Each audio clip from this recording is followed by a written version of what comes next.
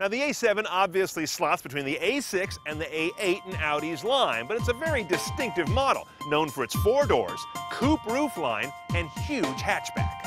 Let's drive the 2012 Audi A7 and, of course, check the tech.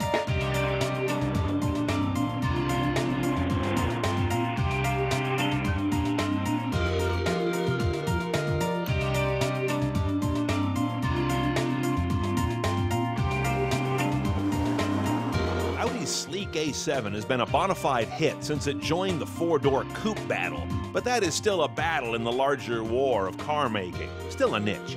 Bear in mind, none of the cars in this class have the same rear passenger comfort as a sedan sibling, partly thanks to the sloping roofline that tends to require the rear seat location be pushed forward.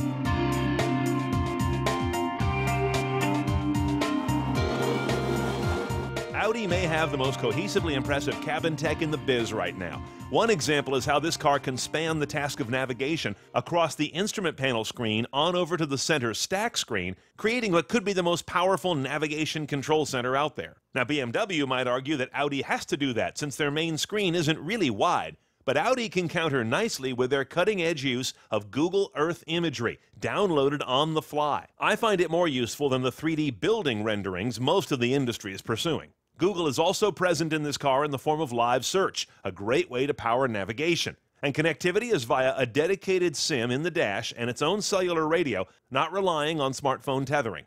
Voice command is nowhere near as good as your Android phone, but that's par for the course across the car industry. 235 2nd Street, San Francisco, California. 35 2nd Street, San Francisco, California has been accepted. Audi's unique touchpad lets you finger paint input, and I often find it more satisfying than voice, but to a degree. And I'm still getting used to Audi's 4-corner buttons that map to far-flung corners on the screen. I guess after 5 years, we'll just have to agree not to love each other.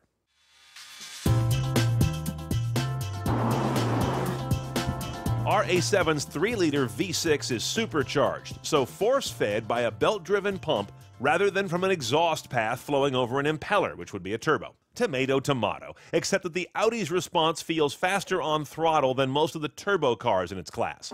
That's a traditional hallmark of superchargers, but they do introduce some parasitic drag on the engine.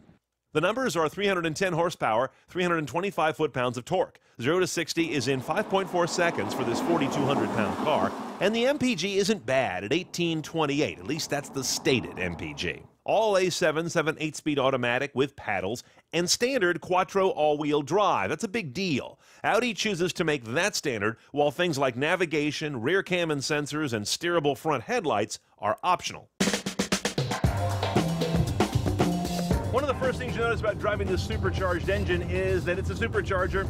There is really no perceptible delay in that onrush of power, and it's a big boost when you get it. There's also this all-wheel drive. All 4 paws are gripping. Once you get the feel of that, and Audi's Quattro is the best, you realize this car really knows how to vector itself in around corners. That is part of the logic of its drivetrain. Incredibly smooth motor, almost a little light on throat, at least in the cabin, but that's just an aesthetic thing.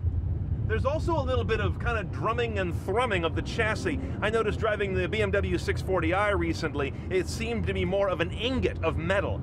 I'm getting a little bit of the sound of parts moving in the undercarriage, which is not my favorite sound. But I don't believe that this car is built to be pressed as hard as a BMW of similar caliber.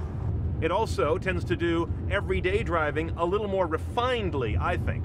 It's no slouch, but to me it's more of a civilized car than an equivalent BMW. Okay, let's price this Audi A7. With all-wheel drive and the supercharged motor, that's the only way they come, 60 grand. Kind of a value, but not fully set up CNET style till you add $3,600 for Premium Plus. That's going to add the Google Earth navigation system, Audi Connect services, all those parking sensors, rear view camera, and a lot more stuff that you are going to want.